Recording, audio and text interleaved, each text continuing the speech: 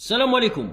ملك المملكة المراكشية الشريفة الطاهرة النزيهة العفيفة هوبل السادس صاحب الجنابة عيد الأضحى مشى قلعه كما الخريطة تاع فريق نهضة بركان مشات.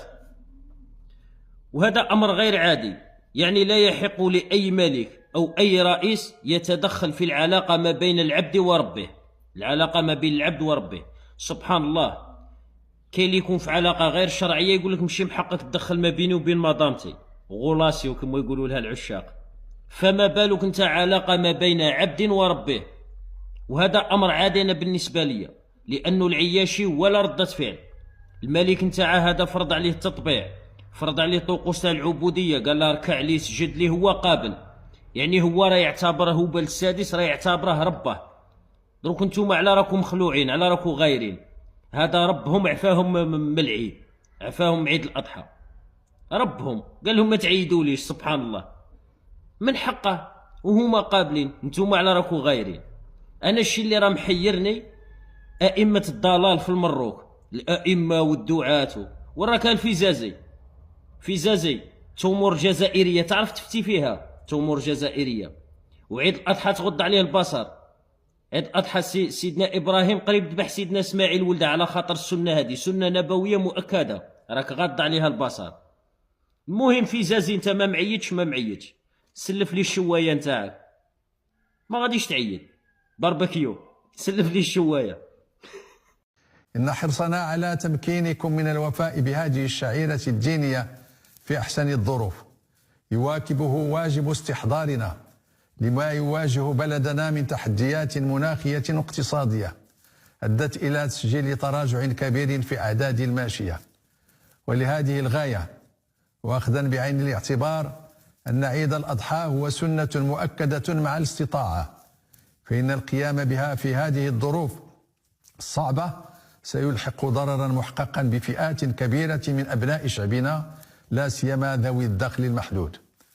ومن منطلق الأمانة المنوطة بنا كأمير المؤمنين والصاهر الأمين على إقامة شعائر الدين وفق ما تتطلبه الضرورة والمصلحة الشرعية، وما يقتضيه واجبنا في رفع الحرج والضرر وإقامة التيسير، والتزاما بما ورد في قوله تعالى: وما جعل عليكم في الدين من حرج، فإننا نهيب بشعبنا العزيز إلى عدم القيام بشعيرة أضحية العيد لهذه السنة.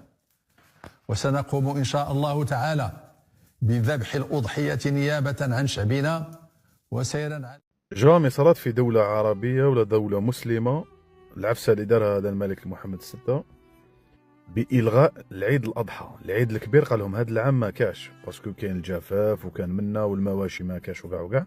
تسمى قال لهم العيد الكبير ماشي اوبليجي، تسمى اللي من استطاع اليه، تسمى اللي يقدر يشري، اللي ما يقدرش ما يشريش. وهي في دين الاسلام سي فري، تقدر تعيد اللهم بارك، ما تقدرش تعيد ربي يتقبل لك. هو قال لهم بلي المغاربه كاع نتوما ما تقدروش وازمه مواشي، تسمى انا نعيد ناكل بلاصتكم قاعدين. ومع الانباء والاخبار اللي راهي تدور عليه بلي قال لك كاين اللي يقول لك مات، كاين اللي يقول لك ما ماتش. البارح بعث المستشار ديالو باش يكون بعث ودار لهم كومونيكي للمغاربه وقال لهم فوالا عندكم العيد الكبير ما تجوزوش هذا العام. الله، الشعب المغربي المغلوب على امره. حنا سيفري في الجزائر كيف سي كومبليكي الزوالي باش يشري كبش، نحبوا ولا نكرهوا، ونديروا نداء للسلطات ونقولوا لهم فوالا الرحمه على والديكم، سيو كيفاش ديروا وزاره التجاره باش يضبطوا الاسعار سيرتو العام هذا العام هذايا، وموظف يقدر يعيد وان شاء الله فيها خير. بصح باش يخرج لك ويجي يقول لك فوالا نتوما كاع ما تعيدوش وانايا نعيد في بلاصتكم، حق ربي غير كارثه. علاش ما انولاش كوب دو موند؟ علاش ما انولاش الكوب دافريكا اللي راه حاب يديرها، ولا الخارجات ديالو اللي يروح فيهم لباريس، ولا الدراهم اللي يصرفوا فيهم؟ حق ربي غير تقعد مخلوع خو. كيفاش دوك باك انا يا ودي خلاص هذا العام عيد الكبير ما تعيدوش، واحد ما يعيد انا نعيد وناكل في بلاصتكم وانتم قعدوا غير تشوفوا، باسكو قال لك ازمه جفاف وما كاش بزاف الكباش الله المستعان اقسم بالله.